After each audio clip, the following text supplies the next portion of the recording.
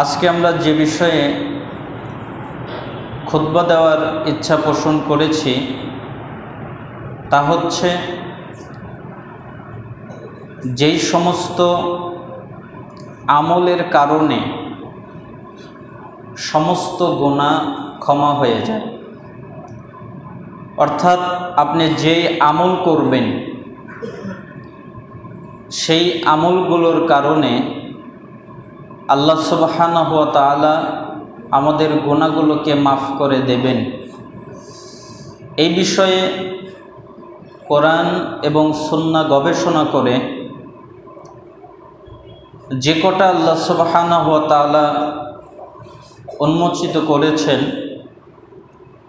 তার কয়েকটি আপনাদের সামনে অনুবাদ করব। আল্লাহ সুবহানাহু ওয়া তাআলা আপনাদের প্রত্যেককে বোঝার এবং আমল করার তৌফিক দান করুন। আল্লাহ সুবহানাহু ওয়া তাআলা মানুষকে যে কত ভালোবাসেন তা প্রকাশ করা অসম্ভব। এটা প্রকাশ করার মতো নয়।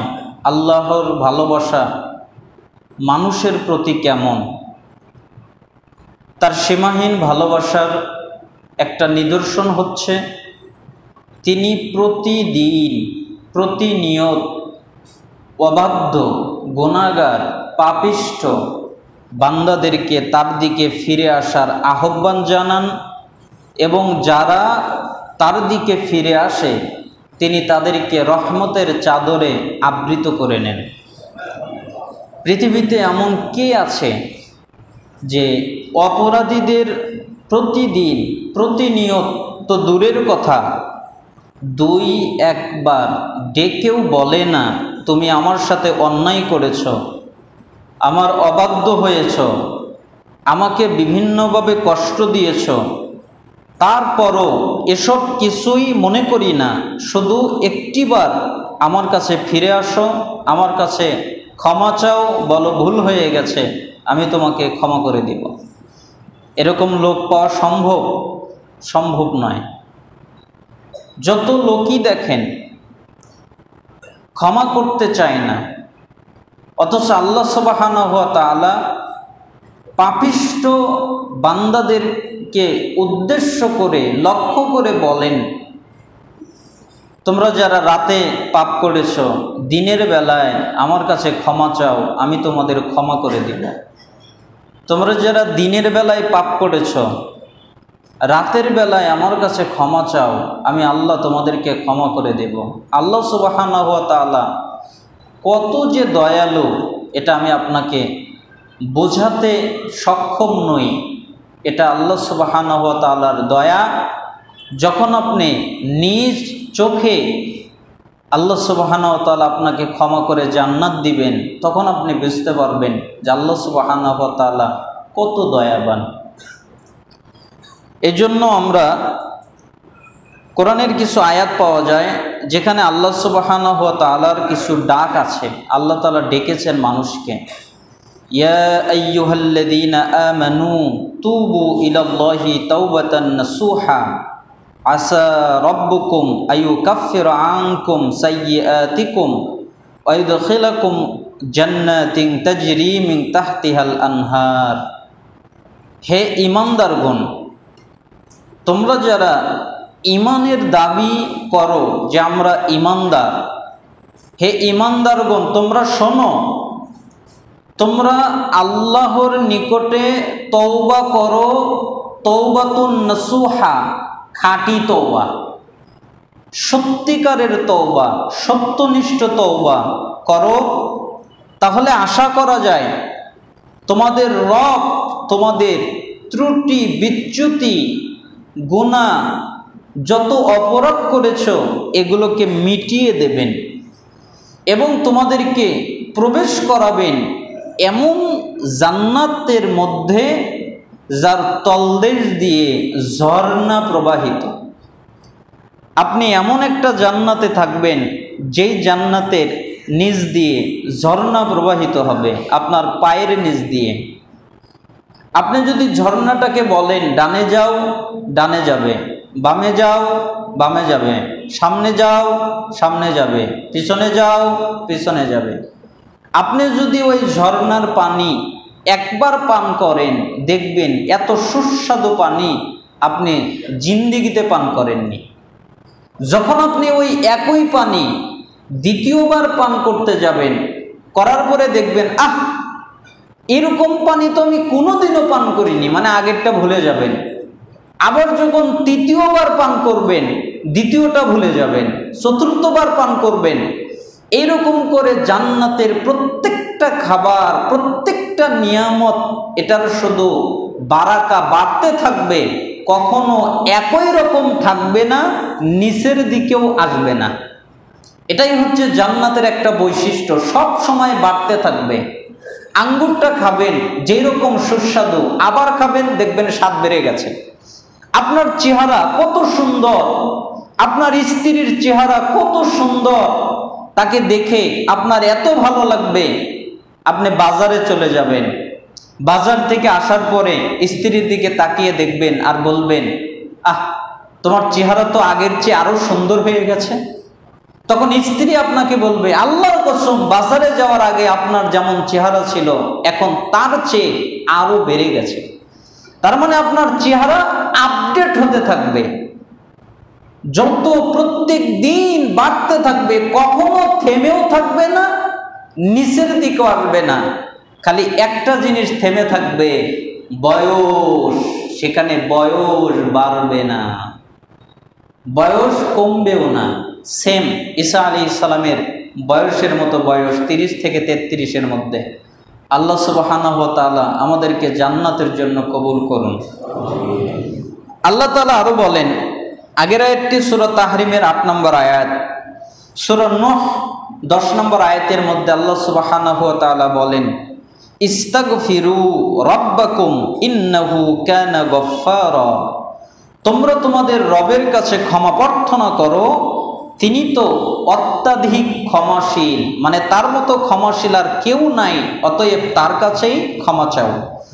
আল্লাহ তাআলা সূরা জুমার 53 নম্বর আয়াতের মধ্যে বলেন, ইয়া ইবাদি, হে আমার বান্দারা, আল্লাযীনা আসরাফু আলা আনফুসিহিম, যারা তোমরা নিজেদের নফসের উপরে জুলুম করেছো, অত্যাচার করেছো, অন্যায় করেছো, লা তাকনাতু মির রাহমাতিল্লাহ, তোমরা আল্লাহর রহমত থেকে কখনো কোনো সময় নিরাশ হয়ো না। ইন্নাল্লাহা ইয়াগফিরুয যুনুবা জামিআ, নিশ্চয়ই আল্লাহ তোমাদের সমস্ত পাপ ক্ষমা করে দেবেন। ইন্নাহু হুয়াল গফুরুর রহিম, তিনি অত্যধিক ক্ষমাশীল এবং অনেক দয়ালু। এটা আল্লাহ তাআলার গুণ। এরপরে আল্লাহ সুবহানাহু ওয়া তাআলা সূরা মায়েদার 39 নম্বর আয়াতে বললেন, ফামান তাবা মিন বা'দি যুলমিহি ওয়া আসলাহ ফাইন্নাল্লাহা ইয়াতুবু আলাইহি ইন্নাল্লাহা গফুরুর রহিম। যেই ব্যক্তি জুলুম করার পরে তওবা করলো, অন্যায় করেছে, অপরাধ করেছে, গুনাহ করে ফেলেছে, যে কোনো গুনাহ, শিরক করেছে, বিদআত করেছে, কুসংস্কার করেছে, কুফরি করেছে, ধর্ষণ করেছে, মানুষকে অন্যায়ভাবে হত্যা করেছে, আরো যত গুনাহ আছে সব করে ফেলেছে, তার গুনাহ রাখার মতো জায়গা দুনিয়াতে নাই। এত পাপিষ্ঠ ব্যক্তি এর পরেও যদি তওবা করে এবং নিজেকে সংশোধন করে নেয় যে সে আর কোনোদিন এই অন্যায় অপরাধ করবে না, তাহলে শোনো, নিশ্চয়ই আল্লাহ তার তওবা কবুল করবেন। আল্লাহ তো অত্যধিক ক্ষমাশীল, আল্লাহ তাআলা তো দয়ালু। আল্লাহ তাআলা বলেন, ওয়া ইন্নী লাগাফফারুন লিমান তাবা ওয়া আমানা ওয়া আমিলা সলিহান সুম্মা ইহতাদা। যে ব্যক্তি তওবা করলো, ঈমান আনলো, সৎ কাজ করলো, প্রথমে পাপ থেকে তওবা করলো, আল্লাহর প্রতি ঈমান আনলো এবং ভালো কাজ করলো, তারপর হিদায়াতের পথ অনুসরণ করলো, আল্লাহ তাআলা বলছেন আমি তাকে অবশ্যই ক্ষমা করে দিব, মাফ করে দিব।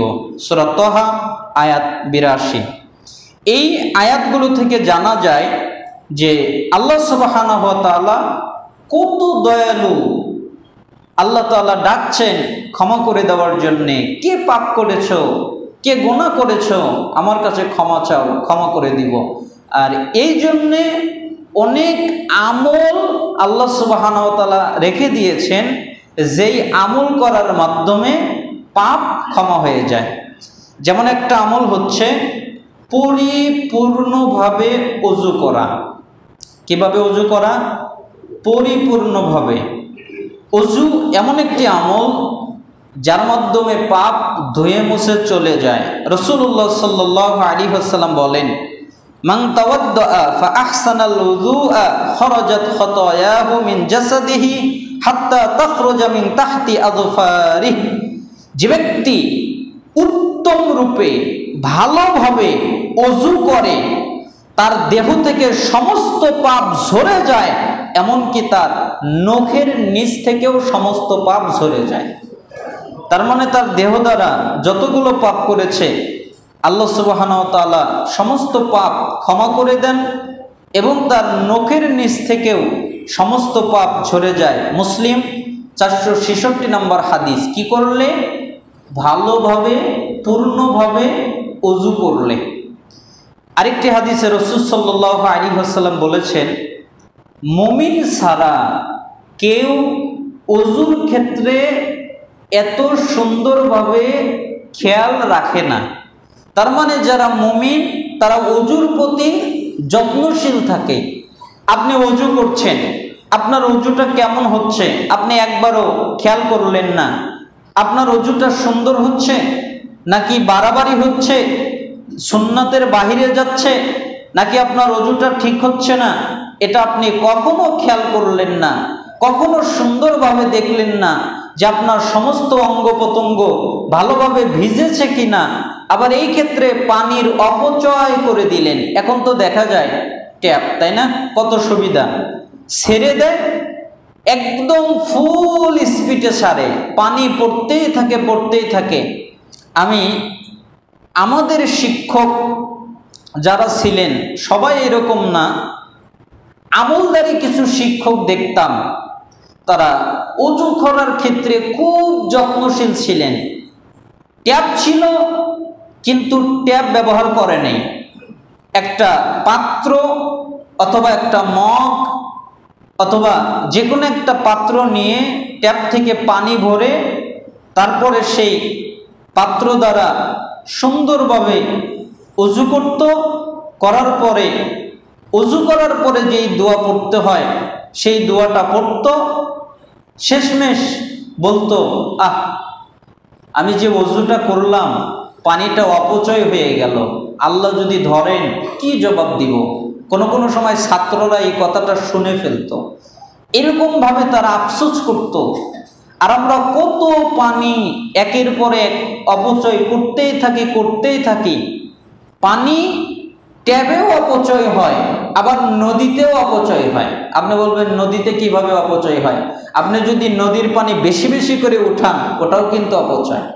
এজন্য আপনাকে ওযুর ক্ষেত্রে সতর্ক সাবধান থাকতে হবে। আবার অঙ্গ প্রত্যঙ্গ ধোয়ার ক্ষেত্রে 3 বারের বেশি যেন না হয়। কেন? রাসূলুল্লাহ সাল্লাল্লাহু আলাইহি ওয়াসাল্লাম তাদেরকে নিষেধ করেছেন সাহাবায়ে কেরামকে, এবং তাদেরকে অপছন্দনীয় লোকদের অন্তর্ভুক্ত করেছেন যারা 3 বারের বেশি অধিক পানি ব্যবহার করে। এজন্য সাবধান, সুন্দরভাবে ওযু করবেন। তাহলে সুন্দরভাবে ওযু করলে কি হবে? আমাদের সমস্ত পাপ আল্লাহ ক্ষমা করে দিবেন ওযুর দ্বারা, আর আমাদের নখের নিচ থেকে সমস্ত পাপ আল্লাহ নখের পানির মাধ্যমে ঝরিয়ে দিবেন। বিস্তারিত হাদিস আমরা এর পরে বলছি।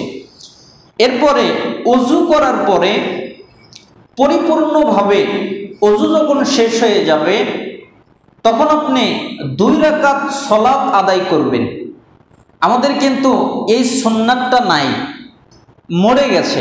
অথচ এটাও কিন্তু সুন্নাত, হারানো সুন্নাত। এই সুন্নাতটা হারিয়ে গেছে, অথচ এটা হারানো একটা সুন্নাত জীবিত করেন। আপনি শুরু করেন, আল্লাহর কসম 50 জন শহীদ সাহাবীদের সময়ে জিহাদ করে যুদ্ধ করে মারা গিয়ে যেই সওয়াব পেয়েছে, আল্লাহ ওই এক একই সব আপনাকে দান করবে। কেন? মৃত সুন্নাত জীবিত করার কারণে। মৃত সুন্নাতকে জীবিত করেন, জীবিত করা উচিত। ওযু করার পরে 2 রাকাত সালাত আদায় করাটা জরুরি, আমাদের জন্য অত্যন্ত জরুরি। কারণ আমরা গুনাহ করি, আমাদের দ্বারা অপরাধ হয়ে যায়, অবাধ্যতা করে ফেলি।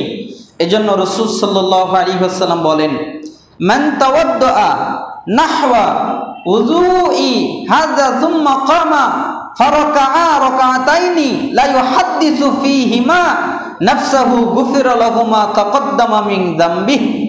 যে ব্যক্তি আমার এই ওযুর নেই ওযু করবে, আমি মুহাম্মদ সাল্লাল্লাহু আলাইহি ওয়াসাল্লাম যেভাবে ওযু করেছি, সাহাবায়ে কেরাম বর্ণনা দিয়েছেন রাসূলুল্লাহ সাল্লাল্লাহু আলাইহি ওয়াসাল্লাম বিসমিল্লাহ বলতেন, এরপরে 2 হাত কবজি পর্যন্ত 3 বার ধৌত করতেন, এরপরে স্বাভাবিকভাবে ওযুর সমস্ত কাজগুলো শেষ করতেন। ও মাঝখানে আরেকটা কাজ আমরা করি, অনেকেই করে, গর্দান মাসে করে, তাই না? রাসূল সাল্লাল্লাহু আলাইহি ওয়াসাল্লাম জীবনে কোনোদিন গর্দান মাসে করেন নাই। কোন সাহাবায়ে কেরাম গর্দান মাসে করেন নাই। মাসে করতে হয় গর্দান, এই মর্মে সহিহ হাসান পর্যায়ের কোনো হাদিস নাই। জাল কিছু বর্ণনা বানোয়াট রয়ে গেছে, কিন্তু সেগুলো জাল, ফেক। এজন্য রাসূল সাল্লাল্লাহু আলাইহি সাল্লাম বললেন, যেই ব্যক্তি আমার ওযুর মতো ওযু করে, এরপরে একান্ত মনোযোগের সাথে, তার মানে একান্ত মনোযোগ, তার আর অন্যদিকে খেয়াল নাই, একমাত্র দাঁড়িয়ে আল্লাহ সুবহানাহু ওয়া তাআলার উদ্দেশ্যে আল্লাহর সামনে দাঁড়িয়ে 2 রাকাত সালাত আদায় করে, সেই ব্যক্তির পিছনের যত গুনাহ সব আল্লাহ মাফ করে দেন। তার মানে আগে পরিপূর্ণভাবে ওযু করে, এরপরে 2 রাকাত সালাত আদায় করে। তার মানে ওযু করার পরে 2 রাকাত সালাত আদায় করতে হয়। এটা আমাদের জন্য জরুরি। আল্লাহ সুবহানাহু ওয়া তাআলা আমাদেরকে তৌফিক দান করুন। এটা বুখারীর 159 এবং মুসলিমের 426 নম্বর হাদিস। রাসূল সাল্লাল্লাহু আলাইহি ওয়াসাল্লাম আরেকটি বর্ণনায় বলেন, তোমাদের যে কোনো ব্যক্তির নিকট ওযুর পানি পেশ করা হলে সে যেন কুলি করে, নাকে পানি দিয়ে তা পরিষ্কার করে, এতে তার মুখমণ্ডলের এবং নাকের সমস্ত পাপ ঝরে যায়। অর্থাৎ সে যখন কুলি করে পানিটা ফেলে দেয়, তখন ওই কুলি করার পানির সাথে মুখের দ্বারা, এই মুখ দ্বারা যতগুলো গুনাহ করেছিল, কুলি করার পানি ফেলে দেওয়ার সাথে সাথে ওই পানির সাথে তার মুখ দ্বারা যত গুনাহ হয়ে গেছে সব বের হয়ে যায়, ঝরে পড়ে যায়। এরপরে যখন সে নাকে পানি দেয়, নাক ঝাড়ে, নাকের ভিতর থেকে যেই পানিগুলো বের হয়ে যায়, ওই পানির সাথে মুখের গহ্বর থেকে যেই পানিগুলো বের হয়ে যায়, নাক থেকে যেই পানিগুলো বের হয়ে যায়, এখানেও একটা সুন্নাত আছে। সুন্নাতটা কি জানেন? মুখ এবং নাকে একসাথে পানি দেওয়া, এক অঞ্জলি দিয়েই মুখে নাকে একসাথে পানি প্রবাহিত করা।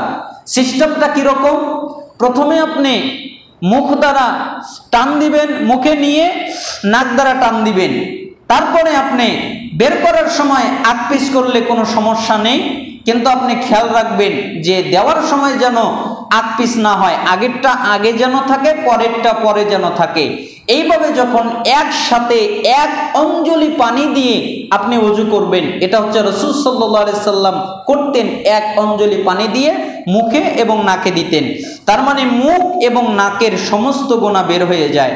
এরপর যখন সে আল্লাহর নির্দেশ মতো মুখমণ্ডল ধৌত করে, এই মুখের সমস্ত অঙ্গ প্রত্যঙ্গ দ্বারা, এই অংশ দ্বারা, চেহারা দ্বারা যত গুনাহ করেছিল সমস্ত গুনাহ পানির সাথে তার মুখমণ্ডল থেকে বের হয়ে যায়। এমনকি তার দাড়ির আশপাশের সমস্ত পাপ ঝরে যায়। এরপর তার 2 হাত কনুই পর্যন্ত ধোয়ার সাথে সাথে তার আঙ্গুল সমূহ থেকে পানির সাথে গুনাহসমূহ ঝরে যায়। যখন সে হাত ধৌত করে, এই হাতের দ্বারা যত অন্যায় করেছিল, এই হাত দ্বারা যত গুনাহ করেছিল, ওই পানির নখ দিয়ে বেয়ে বেয়ে যে পানিগুলো পড়ে যাচ্ছে, ওই পানির সাথে সমস্ত গুনাহগুলো আল্লাহ বের করে দেয়। অতঃপর সে যখন তার পাগুলো ধৌত করে, তখন তার পায়ের আঙ্গুলগুলো দিয়ে তার পাপগুলো ঝরে যায়, পা দিয়ে যত গুনাহ করেছিল সেগুলো ঝরে যায়। হাদিসে এভাবেই এসেছে। অতঃপর সে যদি দাঁড়িয়ে সালাত আদায় করে, আল্লাহর প্রশংসা করে, আল্লাহর গুণগান করে, তার যথাযোগ্য মর্যাদা বর্ণনা করে, আল্লাহর জন্য নিজের অন্তরকে খালি করে নিয়ে 2 রাকাত সালাত আদায় করে, তাহলে সে তার মা তাকে যেই দিন জন্ম দিয়েছিল ওই দিন যেই রকম নিষ্পাপ ছিল, তার কোনো গুনাহ ছিল না, ঠিক এইভাবে ওযু করে 2 রাকাত সালাত আদায় করে একাত্মতার সাথে, আন্তরিকতার সাথে, ইখলাসের সাথে, তাহলে তার মা তাকে যেদিন জন্ম দিয়ে যেরকম সে গুনাহমুক্ত ছিল, ঠিক ওই দিন আল্লাহ সুবহানাহু ওয়া তাআলা তাকে নিষ্পাপ বাচ্চা মাসুম করে দিবেন, তার কোনো গুনাহই থাকবে না। যত গুনাহ আছে আল্লাহ সুবহানাহু ওয়া তাআলা তার সমস্ত গুনাহ ক্ষমা করে দিবেন। তাহলে ওযুর ক্ষেত্রে সাবধান, ওযু করবেন সুন্দরভাবে। এরপরে ওযু করার পরে আপনি 2 রাকাত সালাত আদায় করবেন। আল্লাহ সুবহানাহু ওয়া তাআলা আমাদেরকে এই আমলটা করার তৌফিক দান করুন। আরেকটি আমল হচ্ছে রুকুর পরে দোয়া পাঠ করা। এই দোয়াটা আপনারা জানেন, রব্বানা ওয়ালাকাল হামদ, তাই না? রব্বানা লাকাল হামদ জানেন না? রাসূল সাল্লাল্লাহু আলাইহি সাল্লাম বলেছেন, ইমাম যখন সামিআল্লাহু লিমান হামিদা বলে, তখন তোমরা রব্বানা ওয়ালাকাল হামদ বলো।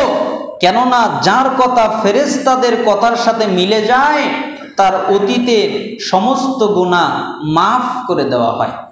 তার মানে বোঝা যাচ্ছে যে মালাইকা এবং ফেরেশতারা তারাও ওই সময়ে এই রব্বানা ওয়ালাকাল হামদ পাঠ করে। ইমাম যখন সামিআল্লাহু লিমান হামিদা বলে, তারা ওই দোয়াটা পাঠ করে। এখন আপনিও যদি ওই দোয়াটা পাঠ করেন, তাহলে ফেরেশতা মালাইকা তাদের সাথে মিলে গেল। যখন তাদের সাথে আপনার দোয়াটা মিলে গেল, এই মিলে যাওয়ার কারণে আল্লাহ সুবহানাহু ওয়া তাআলা আপনার অতীতের যত গুনাহ, সমস্ত গুনাহ ক্ষমা করে দিবেন। তিরমিজি 267, হাদিসটি সহিহ। তার মানে আল্লাহ সুবহানাহু ওয়া তাআলা কতগুলো পথ রেখেছেন আমাদের গুনাহ মাফ করার জন্য। সূরা ফাতিহা শেষে আমিন বলবেন।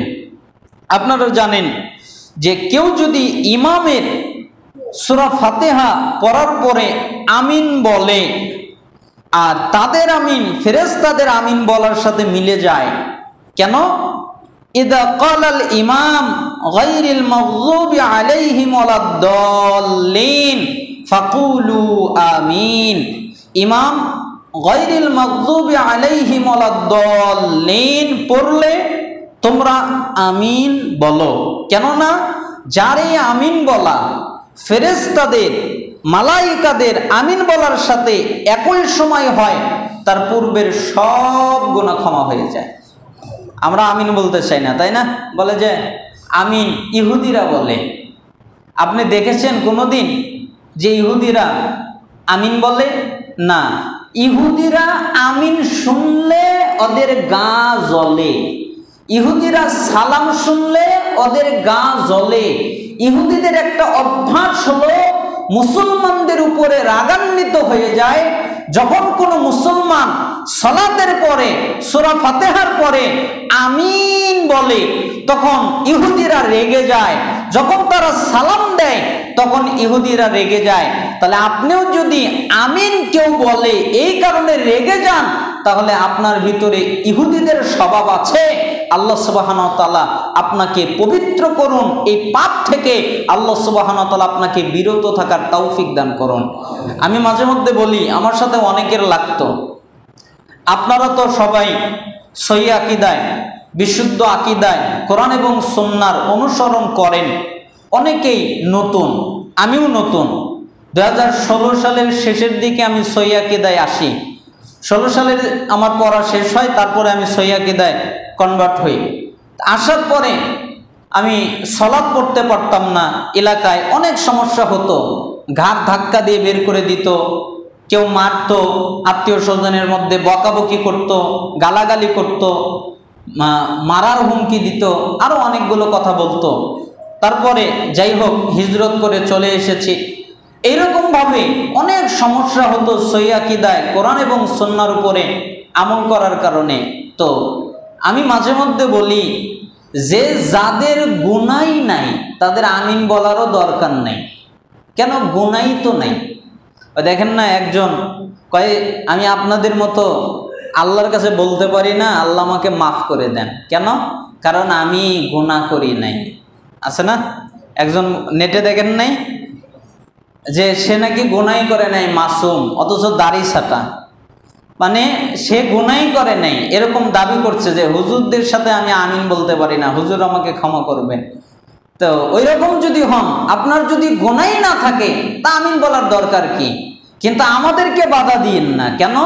আমাদের গুনাহ অনেক বেশি, আমরা অনেক গুনাহ করেছি। এই জন্য রাসূল সাল্লাল্লাহু আলাইহি সাল্লাম বলেছেন, যে ব্যক্তি আমিন বলে আল্লাহ তাআলা তার সমস্ত গুনাহ ক্ষমা করে দেন। এই জন্য যাদের গুনাহ নাই ওদের আমিন বলার দরকার নাই, আর যাদের গুনাহ আছে ওরা যেন আমিন বলে। কেন? আমিন বললে পিছনের গুনাহ আল্লাহ ক্ষমা করে দেন। তাহলে আমিন বলাটা জরুরি না জরুরি না? জরুরি। আল্লাহ সুবহানাহু ওয়া তাআলা আমিন বলবেন। যে যা বলে দুনিয়া অন্যদিকে যাক, তাতে কোনো সমস্যা নাই। আপনি সহিহ আকীদার উপরে টিকে থাকবেন, কোরআন এবং সুন্নাহর আমলের উপরে টিকে থাকবেন। আপনি একাই একটা জাতি, আপনি একাই একটা উম্মত।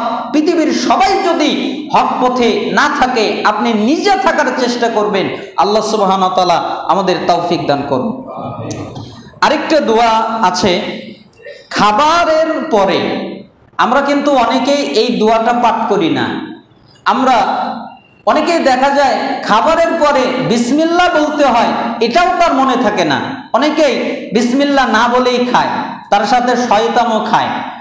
আর যদি ভুলে যায় দোয়া আছে বিসমিল্লাহি আউয়ালুহু ওয়া আখির, পরে এই দোয়াটা পড়লে ওইটা সংশোধন হয়ে যায়।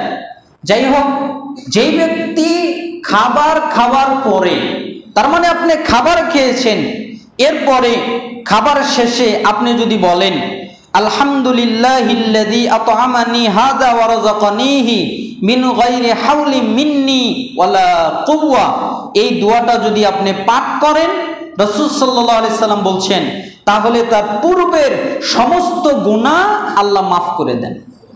হাদিস তিরমিজি 3458। তার মানে আপনি খাবার খাওয়ার পরে এই দোয়াটা যদি পাঠ করেন, আচ্ছা এটা কি অনেক বড় কঠিন কাজ?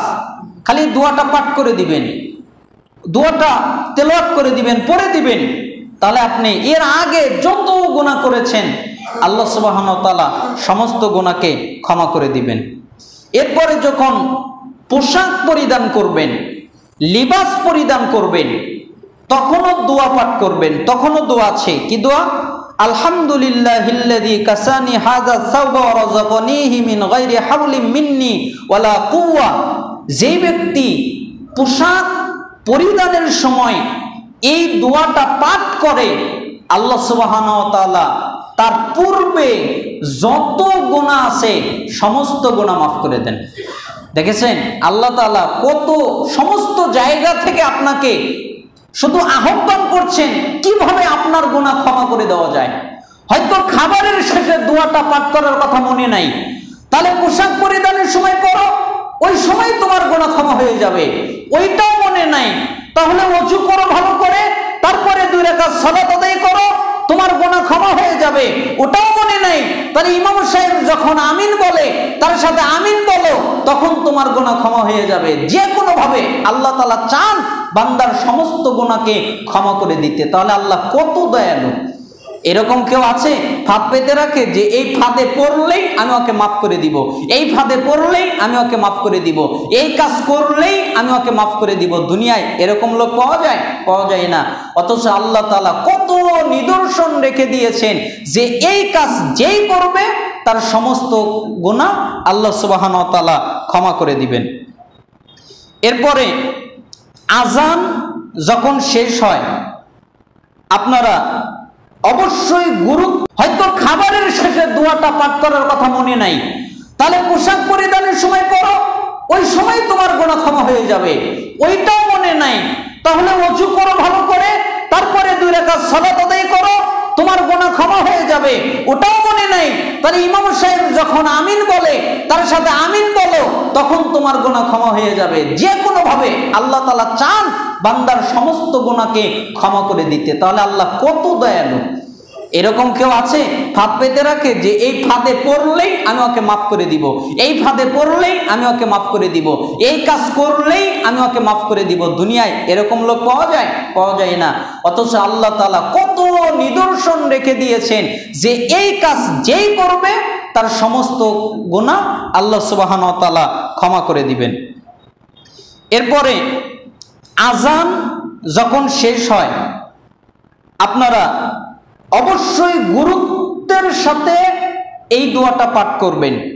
আপনারা জানেন যে মুয়াজ্জিন যখন তার আজানের সময় বলে আশহাদু আন লা ইলাহা ইল্লাল্লাহ, এই মুয়াজ্জিনের আজানের সময় আজান যখন শেষ হয়ে যায় এরপরে যখন বলে আশহাদু আন লা ইলাহা ইল্লাল্লাহ ওয়াহদাহু লা শারীকা লা ওয়া আন্না মুহাম্মাদান আবদুহু ওয়া রাসূলুহু রাদিতু বিল্লাহি রাব্বা ওয়া বি মুহাম্মাদির রাসূলা ওয়া বিল ইসলামি দীনা গুফিরা লাহু যামবাহু, তার পূর্বের সমস্ত গুনাহ ক্ষমা করে দেওয়া হয়।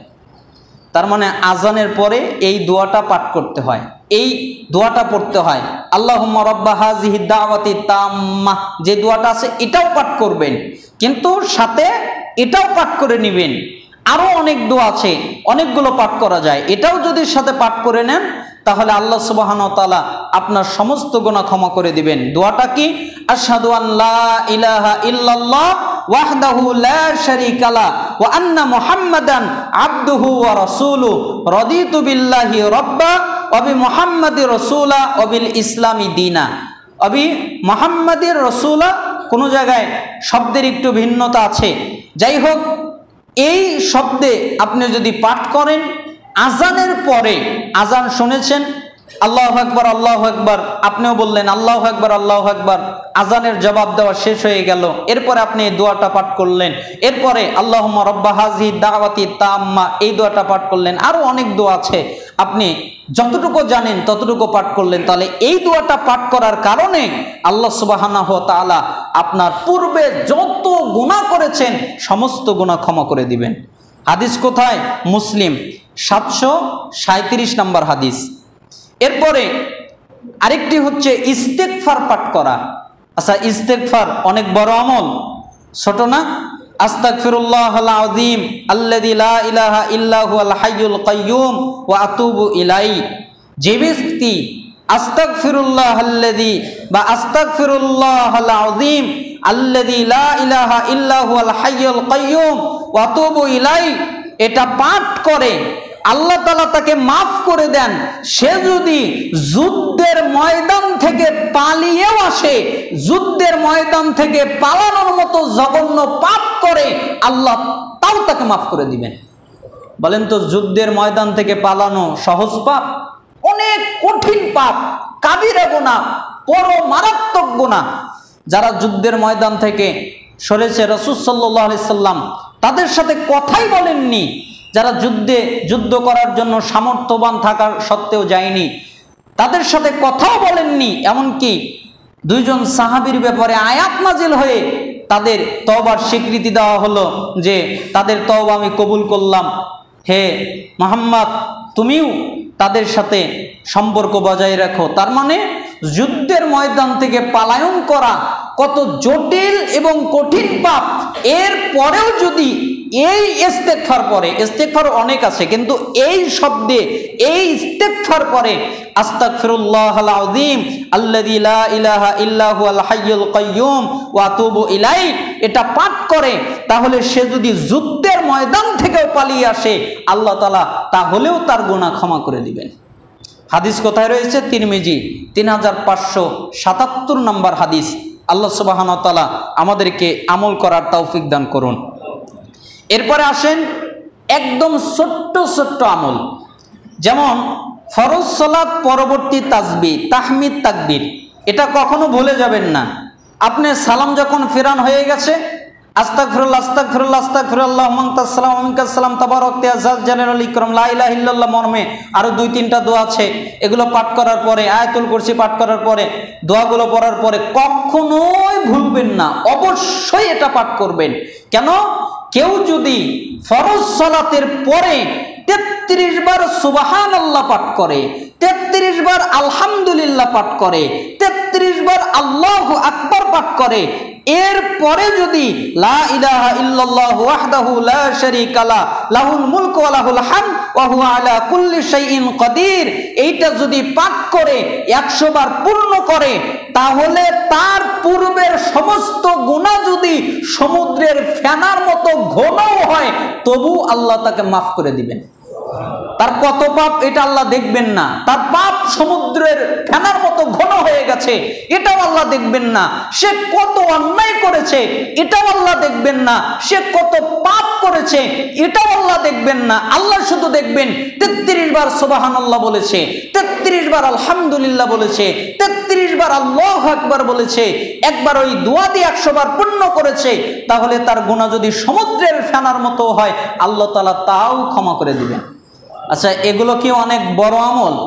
এই পর্যন্ত যতগুলো আমলের কথা বললাম, এগুলো কি বড় আমল, ছোট আমল না? তাহলে এই আমলগুলো করার মাধ্যমে আল্লাহ সুবহানাহু ওয়া তাআলা আপনার সমস্ত গুনাহকে ক্ষমা করে দিবেন। আল্লাহ তাআলা আমাদেরকে এই আমল করার তৌফিক দান করুন। আপনারা প্রত্যেক দিন 100 বার করে এই দোয়াটা পাঠ করবেন, সুবহানাল্লাহি ওয়া বিহামদিহি। বলেন সুবহানাল্লাহি ওয়া বিহামদিহি। আবার বলেন সুবহানাল্লাহি ওয়া বিহামদিহি। 100 বার পড়বেন। হয় সকালে পড়বেন, না হলে সন্ধ্যায় পড়বেন, না হলে বিকালে পড়বেন, না হলে দুপুরে পড়বেন। দিনের যে কোনো এক সময় আপনি যখন সুযোগ পান, ফজরের পরে সুযোগ পেলেন, 100 বার পড়ে নিলেন। আপনার পড়ার কথা মনে নেই, হঠাৎ করে রাস্তায় গাড়িতে মনে পড়ে গেল, গাড়িতে 100 বার পড়ে নেবেন। হঠাৎ করে অফিসে মনে পড়ে গেল, অফিসে 100 বার পড়ে নেবেন। হঠাৎ করে যে কোনো জায়গায় মনে পড়ে গেল, 100 বার পড়ে নেবেন। তাহলে কি হবে? আপনার গুনাহ যদি সমুদ্রের ফেনা রাশির মতো হয়, আল্লাহ তাআলা তাও মাফ করে দিবেন। তাহলে কত চমৎকার কথা! 100 বার পড়ার মাধ্যমে আপনি আপনার সমস্ত গুনাহকে ক্ষমা করিয়ে নিতে পারছেন। আল্লাহ তাআলা আমাদের এই আমলগুলোর তৌফিক দান করুন। বুখারীর 6405 নম্বর হাদিস। এরপরে আরেকটি দোয়া, এটাও সমুদ্রের ফেনারাশির মতো গুনাহ ক্ষমা করে দেয়। সেটা হলো, যেই ব্যক্তি লা ইলাহা ইল্লাল্লাহ আল্লাহু আকবার ওয়ালা হাওলা ওয়ালা কুওয়াতা ইল্লা বিল্লাহ, এইটা পাঠ করে, লা ইলাহা ইল্লাল্লাহু আল্লাহু আকবার ওয়ালা হাওলা ওয়ালা কুওয়াতা ইল্লা বিল্লাহ। বলেন লা ইলাহা ইল্লাল্লাহ আল্লাহু আকবার ওয়ালা হাওলা ওয়ালা কুওয়াতা ইল্লা বিল্লাহ। আবার বলেন লা ইলাহা ইল্লাল্লাহ আল্লাহু আকবার ওয়ালা হাওলা ওয়ালা কুওয়াতা ইল্লা বিল্লাহ। এই যে পাঠ করলেন না, 2 বার পাঠ করলেন, এটা 2 বারও না, 1 বার। আপনি যদি একবার স্মরণ হয়ে যায়, একবার পাঠ করে ফেলেন লা ইলাহা ইল্লাল্লাহু আল্লাহু আকবার ওয়ালা হাওলা ওয়ালা কুওয়াতা ইল্লা বিল্লাহ, এটা একবার যদি পাঠ করেন, আপনার গুনাহ সমুদ্রের ফেনা পরিমাণ হলেও আল্লাহ মাফ করে দিবেন। একবার। আগেরগুলো 100 বার, তাই না? আর এটা সহজ, একবার মাত্র পাঠ করেন। একবার কি পাঠ করা যাবে না? 1 মিনিটের আমল। আমাদের এরপরে যে খুতবাটা আছে, সেখানে আমরা হাদিস অনুবাদ করব, তারপরে আমরা সুযোগ হলে আমরা খুতবা দিব। 1 মিনিটের আমল, মানে কোন আমল 1 মিনিটও লাগে না, কিন্তু অনেক অনেক নেকি, কত হাজার লক্ষ লক্ষ কোটি কোটি নেকি হয়। এগুলো খুঁজে খুঁজে আমরা সংগ্রহ করেছি। এগুলো থেকে আমরা বুঝতে পারবো যে 1 মিনিটের আমল, 1 মিনিটে কি কি আমল করা যায়, এগুলো আমরা জানবো। আজকে আমরা জানবো যে কোন আমলগুলোর কারণে আল্লাহ তাআলা সমস্ত গুনাহকে ক্ষমা করে দেন। এরপরে ফরজ সালাতের পরে 100 বার সুবহানাল্লাহ এবং 100 বার লা ইলাহা ইল্লাল্লাহ। মনে থাকবে না? কোন সালাতের পরে? ফরজ সালাতের পরে। ফজরের ফজরের ফরজ সালাতের পরে, যে ব্যক্তি ফজরের ফরজ সালাতের পরে, কোন সালাত? ফজরের ফরজ সালাত, ফজরের ফরজ সালাতের পরে 100 বার বলবে সুবহানাল্লাহ সুবহানাল্লাহ। পড়ার ক্ষেত্রে এরকম করে পড়বেন না, সুবহানাল্লাহ সুবহানাল্লাহ সুবহানাল্লাহ সুবহান, এরকম করে পড়লে কিন্তু এক নেকিও পাবেন না। কেন? বরঞ্চ গুনাহ হওয়ার সম্ভাবনা আছে। কিভাবে পড়বেন? সুবহানাল্লাহ সুবহানাল্লাহ পড়বেন, লা ইলাহা ইল্লাল্লাহ লা ইলাহা ইল্লাল্লাহ, এইভাবে পড়বেন না লা ইলাহা ইল্লাল্লাহ লা ইলাহা ইল্লাল্লাহ। তাহলে হবে যে আল্লাহ ছাড়া আরো মাবুদ আছে, মানে অর্থই পাল্টে যাবে, আপনার কুফরি বাক্য হয়ে যাবে। এজন্য পড়বেন লা মানে নাই, আর লা অবশ্যই আছে। তার মানে দুইটা শব্দ টানের কারণে, আলিফ কম বেশি করার কারণে পার্থক্যগতভাবে শব্দের ভিন্নতা ঘটে যায়। এজন্য পড়বেন লা ইলাহা ইল্লাল্লাহ লা ইলাহা ইল্লাল্লাহ সুবহানাল্লাহ 100 বার পড়বেন, এরপর 100 বার লা ইলাহা ইল্লাল্লাহ। প্রত্যেক ফজরের ফরজ সালাতের পরে আপনি যদি পাঠ করেন, তাহলে আপনার পূর্বে, মানে আপনার 60 বছরে, আপনার 50 বছরে, আপনার 40 বছরে, আপনার জীবন যতদিন, এর আগ পর্যন্ত যত পাপ করেছেন সমুদ্রের ফেনার মতো ঘন হলেও আল্লাহ তাআলা তা ক্ষমা করে দিবেন। তাহলে কত ছোট্ট ছোট্ট আমলের মাধ্যমে আল্লাহ সুবহানাহু ওয়া তাআলা আমাদেরকে ক্ষমা করে দেওয়ার রেখেছেন। আরেকটা আমল আছে যে বিছানায় যাওয়ার সময় যখন আপনারা ঘুমাতে যাবেন, তখন আপনারা ঘুমের দোয়াটা পড়বেন। এটা একটু লম্বা দোয়া, লা ইলাহা ইল্লাল্লাহু ওয়াহদাহু লা শারীকা লাহু লাহুল মুলকু ওয়া লাহুল হামদু ওয়া হুয়া আলা কুল্লি শাইইন কাদির ওয়া লা হাওলা ওয়া লা কুওয়াতা ইল্লা বিল্লাহ সুবহানাল্লাহ ওয়াল হামদুলিল্লাহ ওয়া লা ইলাহা ইল্লাল্লাহু আল্লাহু আকবার। এটা যদি কেউ পাঠ করে তাহলে তার সমস্ত গুনাহ মাফ হয়ে যায়, তা যদি সমুদ্রের ফেনার মতো হয়। ছোট্ট একটা আমল, আমাদের সাথে সাক্ষাৎ হয় না, পরস্পর সাক্ষাৎ হয় না, হয় না? আমরা এখানে একটা ছোট্ট আমল জানবো। আল্লাহ তাআলা আমাদেরকে কবুল করুন, আমাদেরকে এই আমলগুলো করে সমস্ত গুনাহ থেকে পবিত্র থাকার তৌফিক আল্লাহ তাআলা আমাদেরকে দান করুন। আলহামদুলিল্লাহি ওয়াহদা ওয়াসসালাতু ওয়াসসালামু আলা রাসূলিল্লাহ, আম্মা বাদ। সমস্ত প্রশংসা আল্লাহ সুবহানাহু ওয়া তাআলার জন্য। সালাত এবং শান্তি বর্ষিত হোক আমাদের প্রিয় নবী মুহাম্মদ সাল্লাল্লাহু আলাইহি ওয়াসাল্লামের উপরে। আমরা বলছিলাম, আমাদের যখন সাক্ষাৎ হবে, আমরা যখন সালাম দেই আসসালামু আলাইকুম ওয়া রাহমাতুল্লাহ, আচ্ছা সালাম দেওয়ার পরে আপনারা একটা আমল করতে পারবেন না? মুসাফাহা। মুসাফাহা বুঝেছেন? এক হাত আর এক হাতের সাথে মিলিয়ে দেওয়া।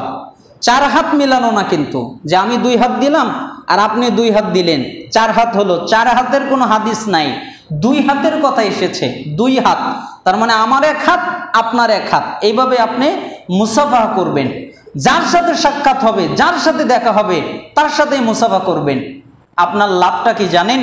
রাসূল সাল্লাল্লাহু আলাইহি সাল্লাম বলছেন, মা মিন মুসলিমাইনি ইয়ালতাকিয়ান, 2 জন মুসলমান যখন পরস্পর মিলিত হয়ে ফায়াতা সাফাহান মুসাফা করে, ইল্লা গুফিরা লাহুমা, তখন তাদের ক্বাবলা আইয়াফতারিকা, 2 জন বিচ্ছিন্ন হওয়ার আগেই তাদের গুনাহ আল্লাহ ক্ষমা করে দেয়।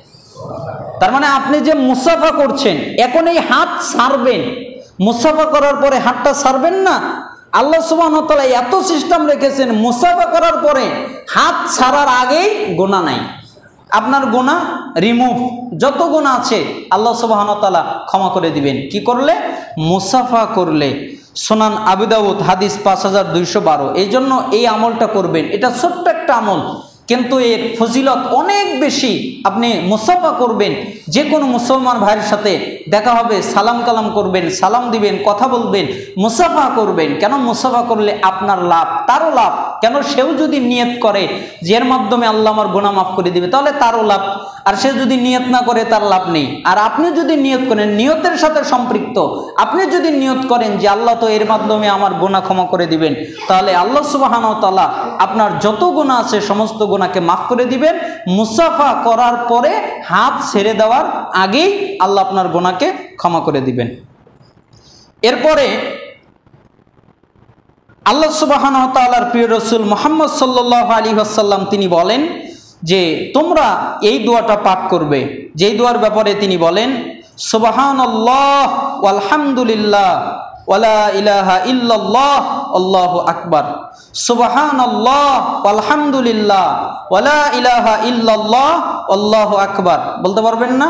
সুবহানাল্লাহ ওয়ালহামদুলিল্লাহ ওয়ালা ইলাহা ইল্লাল্লাহ আল্লাহু আকবার।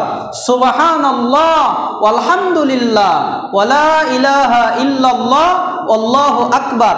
কেউ যদি একবার পাঠ করে তাহলে তার পাপকে ঝেড়ে ফেলে, যেভাবে গাছ তার পাতা ঝেড়ে ফেলে।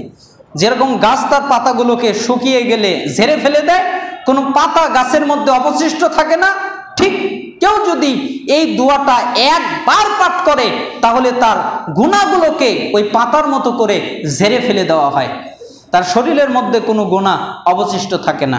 এটা মুসনাদে আহমদ 12534 নম্বর হাদিস। এরপরে সালাত আদায়ের পর মসজিদে অবস্থান করবেন। আপনার সালাত শেষ হয়ে গেছে, আপনি একটু থাকবেন, মানে সালাম ফিরিয়ে ফেললেন সাথে সাথে উঠে যাবেন এইরকম না। সালাম যখন ফিরিয়ে ফেলেছেন তখন একটু বসে থাকবেন, মানে একটু বসে তারপরে উঠবেন। জামাতের উদ্দেশ্যে হেঁটে আসবেন। আপনি যদি বাড়ির থেকে আসেন, আপনার যদি মসজিদ কাছে হয়ে থাকে, আর দূর হলে তো অনেক ভিন্ন কথা, কারণ গাড়ি দিয়ে আসতে হয়, কিন্তু আপনার যদি কাছে হয়ে থাকে, অল্প একটু রাস্তার জন্য আপনার সাইকেল নেবার বা গাড়ি নেবার কোনো প্রয়োজন নেই, আপনি পায়ে হেঁটে আসবেন এবং কষ্টের সময় ভালোভাবে ওযু করবেন। কষ্টের সময় মানে পানি লাগানো যাচ্ছে না, কি ঠান্ডা, ঠান্ডার ভিতরে পানি লাগানো কত ঠান্ডা, এরপরেও যদি আপনি কষ্টের সময় সুন্দরভাবে ওযু করেন তাহলে রাসূল সাল্লাল্লাহু আলাইহি সাল্লাম বলছেন যে যে ব্যক্তি সালাত আদায়ের পর মসজিদে অবস্থান করবে, জামাতের উদ্দেশ্যে হেঁটে যাবে, কষ্টের সময় ভালোভাবে ওযু করবে, সে তেমন পাপমুক্ত হবে যেমনিভাবে ভূমিষ্ঠ হওয়ার দিন সে পাপমুক্ত ছিল। অর্থাৎ কাফফারাত হলো নামাজের পরে মসজিদে বসে থাকা। সালাত যখন শেষ হবে তখন সে মসজিদে বসে থাকবে, সালাতের জামাতে উপস্থিতির জন্য পায়ে হেঁটে যাবে, এরপরে কষ্টকর সময়েও সুষ্ঠুভাবে সুন্দরভাবে ওযু করবে। যেই ব্যক্তি এসব কাজ সম্পাদন করবে সে কল্যাণের মধ্যে বেঁচে থাকবে, অর্থাৎ তার সব কিছু কল্যাণ হবে। যেই কাজ করবে আল্লাহ ওই কাজেই তাকে কল্যাণ দিবেন, ওই কাজেই তাকে বারাকা দিবেন। যেই কাজে হাত দিবে আল্লাহ ওই কাজেই তাকে বারাকা দান করবেন এবং কল্যাণের সাথেই মরবে। এখানে আরেকটা অর্থ করেছেন মুহাদ্দিসিনে কেরাম, অর্থাৎ ঈমানের সাথে সে বেঁচে থাকবে এবং ঈমানের সাথে সে মৃত্যুবরণ করবে, ঈমানের সাথেই সে মারা যাবে এবং তার জন্মদিনের মতো গুনাহ হতে পবিত্র হয়ে যাবে। যেইভাবে জন্মদিনে তার কোনো গুনাহ ছিল না, গুনাহ থেকে মুক্ত ছিল, আল্লাহ সুবহানাহু ওয়া তাআলা ওই রকম ভাবে তাকে জন্মদিনের মতো একদম নিষ্পাপ করে দিবে। তাহলে এইগুলো আমাদের করা উচিত না উচিত না? উচিত। আল্লাহ সুবহানাহু ওয়া তাআলা যেন আমাদের এই আমলগুলো করার, আর এগুলো তো ভিডিও হয়ে রইল, রেকর্ড হয়ে রইল, আপনারা পরবর্তীতে আবার শুনে নিতে পারবেন যে কি আমলগুলো আমরা এখানে আলোচনা করেছিলাম। এই খুতবা অনেক লম্বা, আরও অনেক বিষয় আছে যেগুলো আমরা বলতেই পারি নাই, আরও অনেক কিছু আমরা ছেড়ে দিয়েছি। এখানে দুইটা বিষয় লক্ষণীয়। একটা হচ্ছে যেই হাদিসগুলোতে বলা হয়েছে পূর্বের সমস্ত গুনাহ ক্ষমা হয়ে যাবে, এই হাদিস দ্বারা বুঝবেন আপনি অতীতে যত সগীরা গুনাহ করেছেন, কি গুনাহ? সগীরা গুনাহ, ছোট গুনাহ, এইগুলো ক্ষমা হয়ে গেছে, এইটা উদ্দেশ্য। তার মানে পূর্বের গুনাহ ক্ষমা হয়ে গেছে, এটার উদ্দেশ্য হলো সগীরা গুনাহ। আর যেই দুইটা হাদিসে বলা হয়েছে যে নিষ্পাপ বাচ্চার মতো করে দেওয়া হবে, ওইটার দ্বারা বুঝবেন যে সগীরা এবং কবিরা